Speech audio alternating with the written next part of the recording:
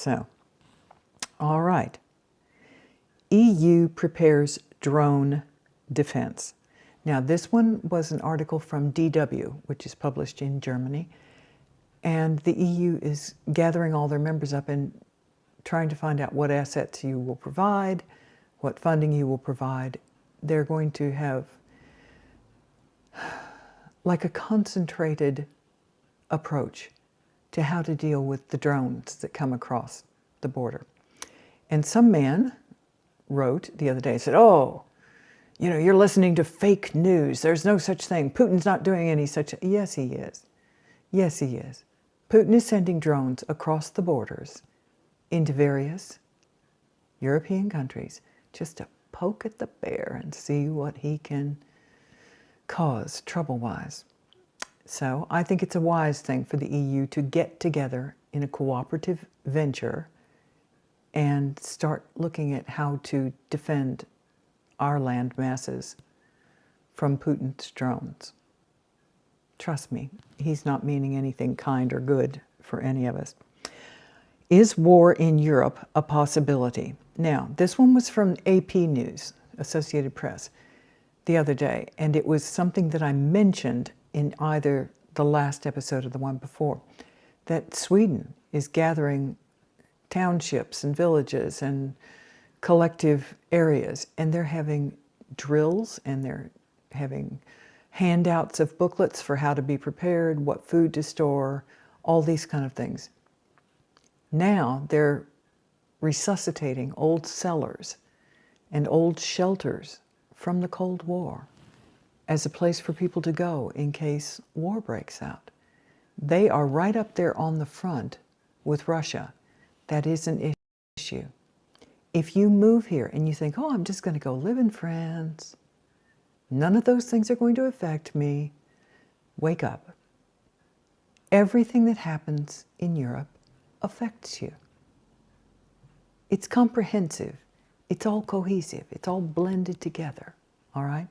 Please don't come over here. Like I said several episodes back, moving to Europe is not a panacea to escape from Trumpty Dumpty and his nasty minions.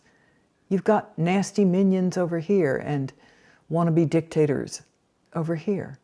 You have to know what's going on. You need to stay apprised of the information. So again, I will have a link in the show notes, and it will explain the preparations that the Swedish people are making in case war breaks out. I hate to even think about that. It just makes me shudder. All right. I'm going to insert a picture here, so I'll pause for just a second.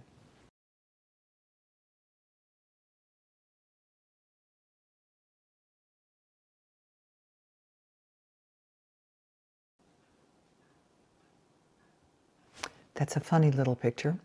It's on billboards in Germany. And what it is a new campaign to get people to go back to work if they want to, over the age of 70. There are worker shortages in Germany. There are worker shortages in France. But there will be two links. One is the link to the German program. One is the link to the potential French program, which was, enacted or not enacted yet. It was proposed and put in, and then it has never been acted on. The French just do that. Anyway, the Germans have enacted one where if you are over 70 years old, you can earn up to, and it's just a tiny bit over 2,000 euros a month, but it's tax-free. They're encouraging people, if you're healthy and you're happy and you want to go back to work and you don't want to sit around the house and look at television all day long or whatever, or play in the garden, if you want to feel more engaged and go back to work, you're allowed to go back to work over 70, and they are encouraging people to do that. I think that's wonderful, absolutely wonderful. And to be able to earn an income, and it's tax-free if you're over 70. Isn't that marvelous? I think that's really, really quite good. All right, over here, the article is, age is just a number. Yeah, well, it's all well and good to say that, but let's enact some real, toothy legislation that allows people to retrain people who are over 70 and let them come back to work. All right, what if you sat in an office all your life and you want to retrain as something else? You want to, I don't know, retrain to go into some sort of manufacturing facility, or retrain as a carer, somebody who cares for other people in, a nursing home. There's so many things you can be retrained as. Just because you're older doesn't mean your brain goes to sleep, as long as you don't have dementia. So here's what I'm saying. It's a good trend to see, all right? So instead of there not being enough jobs, there are more jobs than there are people to fill them. And this probably applies to other parts of Europe. But these are the two articles that just like popped out at me the other day, and I thought, oh, that's a good one to add. All righty. Now, the situation with the French government, and I mentioned that the other day. Le Cornu, the man who is the prime minister appointed by President Macron, who resigned, and then Macron said, no, come back, and he went back, and it was all about negotiations. France has the ability for people to retire, and this was what the yellow vest, the Gilets jaunes movement was a few years ago, where people were demonstrating in the streets and burning piles of rubble and lighting tires on fire, whatever, marching, lots of marching, is that you have always had the ability to retire when you're 62. And they were going to move the retirement age to 64. And there was outrage about that, absolute outrage. So in, 2023 pension reform, it has never been enacted. And it was supposed to be. And Le Cornu got the budget passed yesterday by saying, no, we will not put this into law until the next presidential election, President Macron, not Prime Minister Le Cornu. When the next presidential election comes along in 2027, that's when this issue will get brought up again. So, all right. I had other things. I'm just going to not make this video quite so long.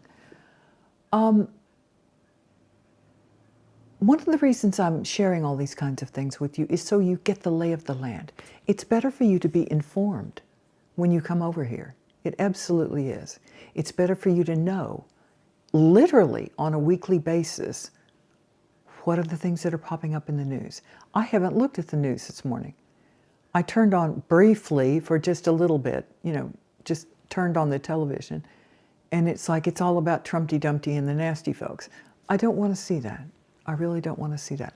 I do need to be aware of what's happening because I still have a lot of family there, and I love them dearly, and I don't want them being impacted by, soldiers marching in the street.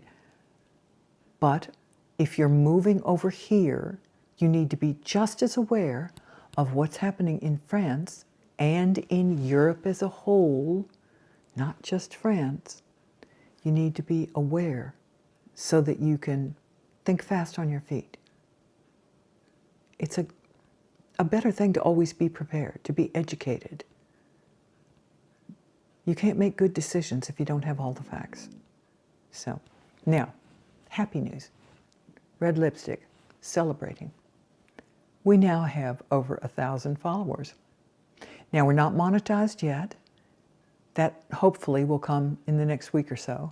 We still need about 700 watch hours on the episodes. So please keep watching all the episodes to the end. And if you're a new follower, go back and look at the back catalog. And even if you go, I'm not interested in cooking, I'm not interested in cycling, just put it on play and walk away, go make yourself a cup of tea, make a cup of coffee, make a sandwich, come back, let it play to the end. We need the watch hours to get to the 4,000 minimum watch hours. Then I can apply to be monetized. That will help. It really will help. Now, are we going to get rich? from being monetized? No.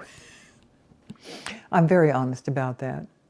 It is a badge of honor to be monetized. It really is, because what it makes you eligible for is to get little dribs and drabs of money that will help. If things break, if a computer breaks, if a camera breaks, just, running our lives, if we're in the car going to film things, putting our petrol in the car, whatever, it helps. We need monetization to help us do all of those things. That's also why I put the Buy Me a Coffee on there. I would like to thank you so much. We have some members who have come back multiple times for a little burst of Buy Me a Coffee. That helps so much. You can't even imagine. It really does. So, as much as I didn't like the idea of Patreon, as soon as we have reached monetization point, I will add Patreon, and that will give you a choice of, you can choose Buy Me a Coffee or Patreon, whatever makes you comfortable.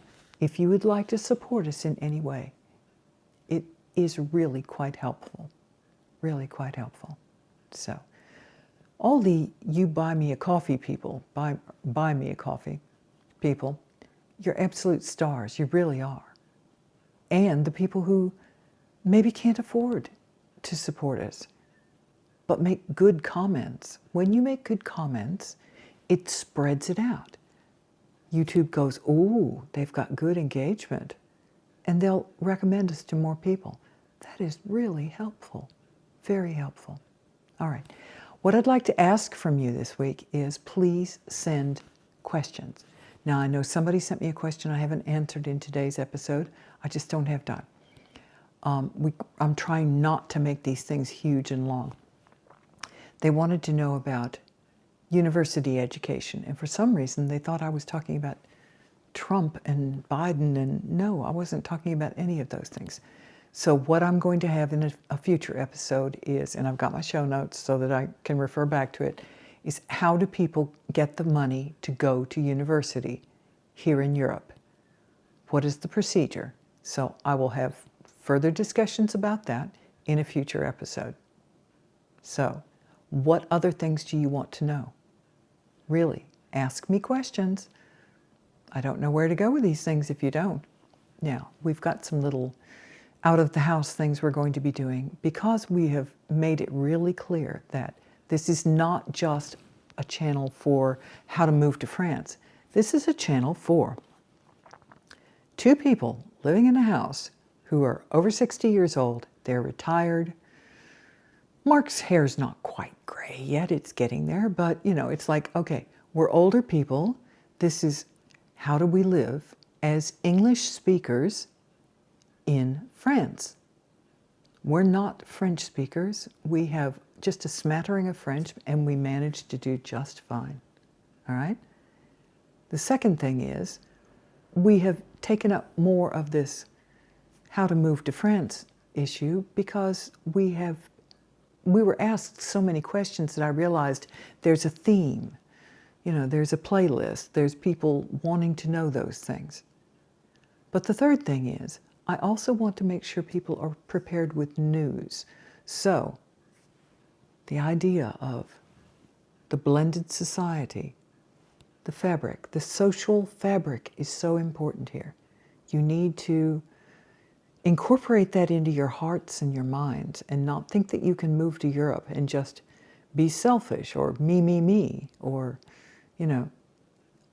I really do believe in my heart that most of you who want to move here already know that, but I'm stating it again anyway.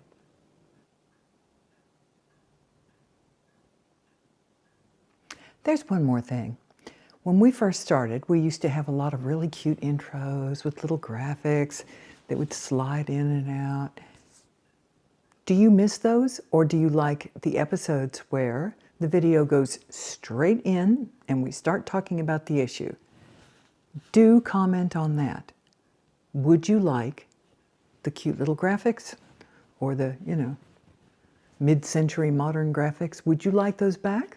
Or do you like just straight into the episode? Give me your thoughts.